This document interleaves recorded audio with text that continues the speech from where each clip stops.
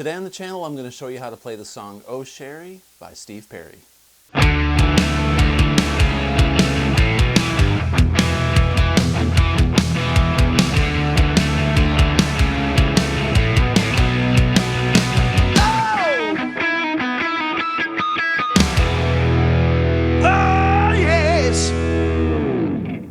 Hey everybody, welcome back to the channel. Today I'm going to show you how to play the song "Oh Sherrie" by Steve Perry. This song was a classic hit back in the mid-'80s, and you know, we all love Journey, right? And Steve Perry's got one of the most iconic voices in rock and roll, so I wanted to pay tribute to Steve because, you know, I love 80s power pop, as many of you already know, and there's some really cool songwriting in this tune. It's a great jam. And there's actually some really tasteful guitar parts. I'm going to show you the keyboard parts for guitar as well, which is pretty educational when you break down like the relative minor and major stuff that's going on with the chord progressions. It's very cool. And actually this song's kind of got like a little bit of a Jimi Hendrix thing going on, which I'm going to explain here in just a minute. So the song is in F major. So F major is not a key that a lot of guitar players like to play in. I don't. And if you get called in on a session or you're doing a song where, you know, songwriters have put together a really cool song, and, you know, Steve probably sings great in F, so the song's in F, and you can't play a lot of open strings in F, so you got to really understand the fundamentals of where you're playing on the fretboard and what chords work in the key of F. You know, your 1, your 4, your 5, your 2 minors, your 6 minor, and this song plays around with the 1 chord, which is an F, and it plays around a lot with the 6 minor chord, which is a D minor. So D minor and F major are the same key. They're relatives, right? And you can play D minor pentatonic up here, which is also F major pentatonic. You can play any of the positions in that key and it'll work in the song. But this song plays around a lot with the relative minor in the verse, to the pre-chorus, jumps to the 4 chord, the B flat, to the C, which is the 5, and you get the big payoff with the 1 chord for the chorus, and the chorus has some really interesting chords in it. So let's talk about it. The introduction, the keyboard part, right? The very beginning starts off with the keys playing F major, and the chords are F major, and that's going to be a G minor to a B flat. I play a B flat sus2, but you can play a B flat major or a B flat, just root and fifth, to a C. So that's a standard progression in rock, jazz, a lot of popular music is a 1, a 2 minor, and then 4 to 5. And there's a melody that they play over that. And the very end of that melody, they're going to do an A flat, an E flat, G minor to an F, and it's gonna start the vocals in the verse, which is a D minor, which is a cappella, which is killer. You know, it's just Steve Perry's voice with reverb on it, and you get to hear it for all its glory, right?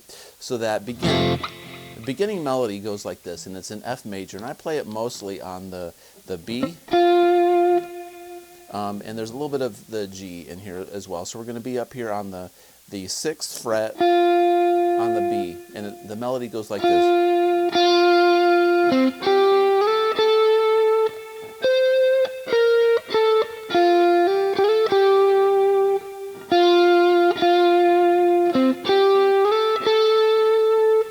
And then we go.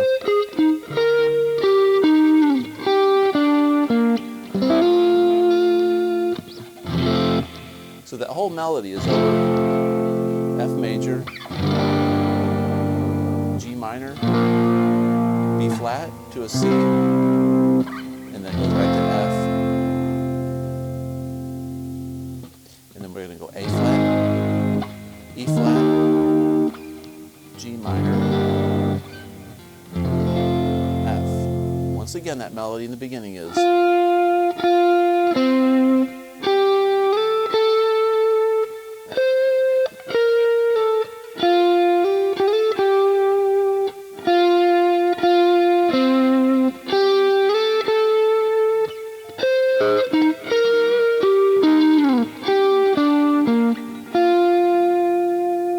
Play the F over there.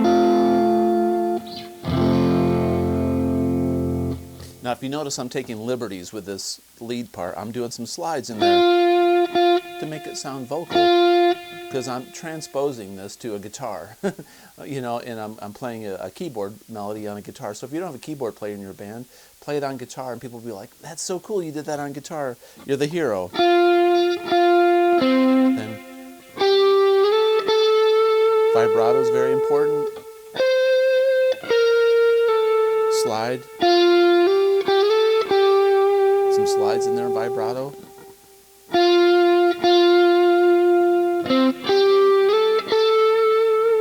Then we're going to modulate.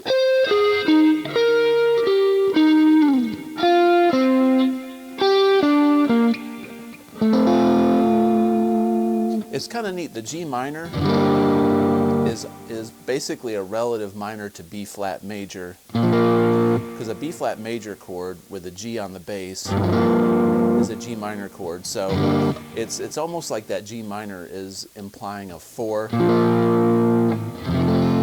but it's a 2-1. That's what makes that intro so cool. A flat, E flat, G minor, F. Awesome. So that's the beginning, okay? Now it starts off with Steve singing, "You should have been gone," right? And then that's a D minor chord. We're in F major, but we're going to be in the 6 minor, which, remember, a D minor chord is really an F chord with a D on the bass. In all honesty, it's a relative. So Steve starts singing in D minor and F major, D minor. And then the keys are going to do this thing. You're going to hear little keyboard pads. Now, keyboard players really have an advantage sometimes over guitar players, because they can hold a pedal tone, which I'm going to get to in a moment when we talk about this chorus. They can hold a pedal tone, but with their bass hand, and they can play chords over those pedal tones, and you still sound like you're in F, or you still sound like you're D minor. And they do that in the verse of this song, because Steve starts off a cappella, which means no music. Should have been gone, knowing how I make you feel. Should have been gone. And then the keys, with the tonalities, D minor, but they're going to hit a B flat, C, D minor, underneath that D minor, underneath that D bass. So it almost sounds like when he starts singing,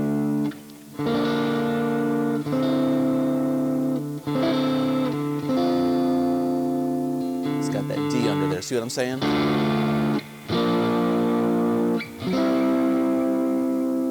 All right, and then it starts off with a pre-chorus, and the pre-chorus goes. The song picks up.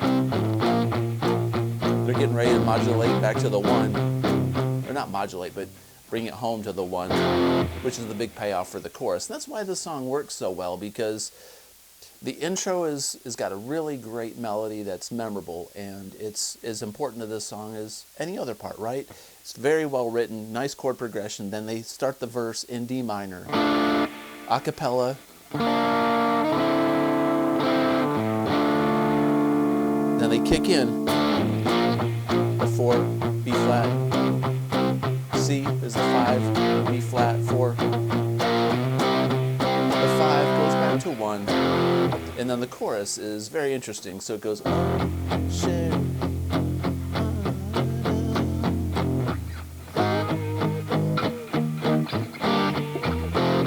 Right? So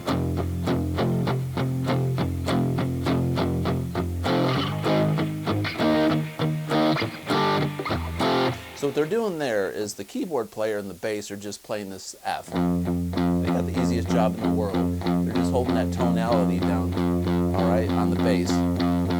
So they're going, "Oh, Sherrie," and they might go C, F. They might do that, but I think they're just playing the F. And then holds on is an A flat major. So it goes holds on, G minor, F. And that G minor is so cool because it sounds like they're going 4 to 1, but they're going 2 to 1. Because that G minor, remember, is a B flat with a G on the bass. So once again, that chorus, you could have one guy, one guitar player could be doing like an F5 chord, and really the keyboard's going, doing those chords underneath that bass part, but you could do guitar parts under that also.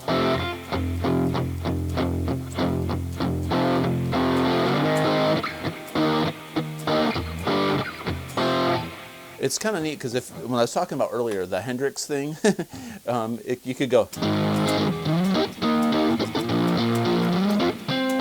So if you made that G minor a B flat, you could go A flat, E flat, B flat to F.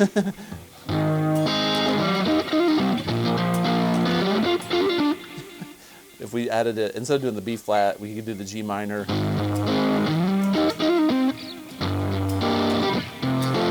That'd be a fun chord or a chord progression just to like jam over in solo. So that's the chorus.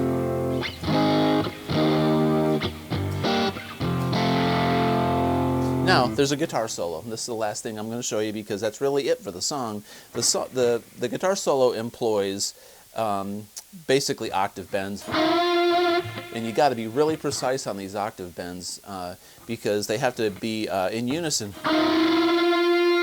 So you're going to start off with a dissonance and bend it up, and you're going to have to change this position throughout the neck in several positions, which is kind of difficult to do it in time and get those pitches on point. Even, I struggle with it. I've been doing it forever. It feels like. But the guitar solo is over the chord progression for the chorus. So I mean, the band is playing.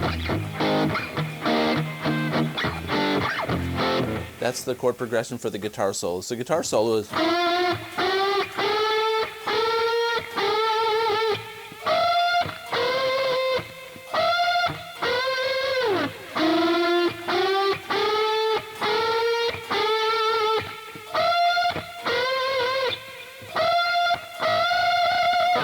All right, so basically what we're doing there is we're going to be here on the 8th and the 6th fret, 8th on the G and the 6th on the B, like this. And it's going to sound like that. Sounds really good.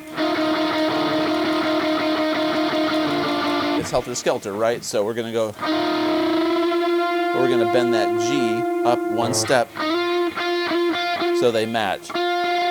So we're going to go, but you got to kind of do it slowly. It's got to be kind of a gritty tone on your amp so that bite really grabs those notes and you can hear that dissonance like that. We're going to slide up 2 frets like this. I'm going to go 2 frets up, then 2 more frets, and then 1 fret and back down. So it's that last one. We're going to put a little bit of stank on it. So the melody is, but we're going to be going. The pointer finger on the B string is the melody. I'm going to go way up here, 20th and 18th on the G and the B. Then 15th and 13th. Then go. Then once again. Then this one ends. Okay, I did forget one part. When the song kicks in, right after it goes to the next verse, where he goes, "It should have been gone."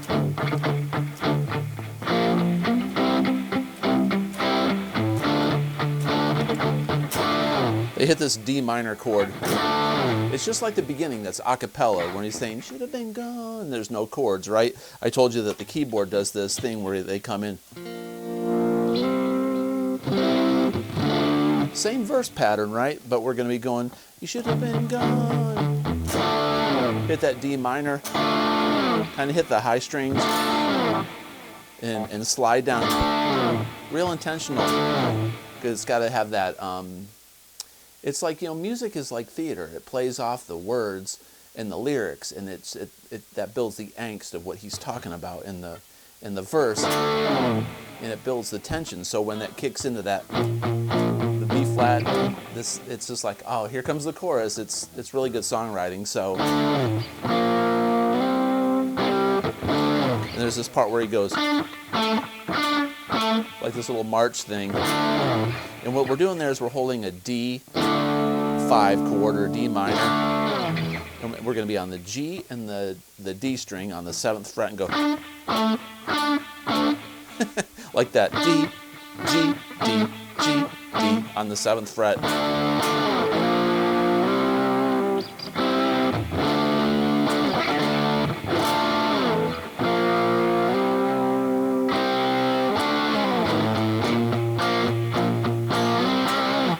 So that's that little part that he does there that I forgot earlier. So anyway, I hope this lesson was helpful. That's Oh Sherrie, Steve Perry. Great song, brings back great memories, awesome voice, great guitar playing, great production, great songwriting.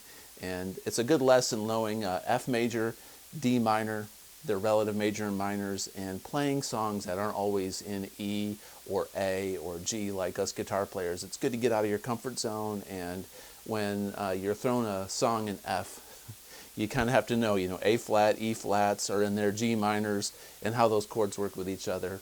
Pedal tones are important. Understanding how keys play a significant role in how the song tonality works out with the singer and the vocal lines. So anyways, if you like this kind of content, please consider subscribing, comment below, and as always, have a great day. Peace out.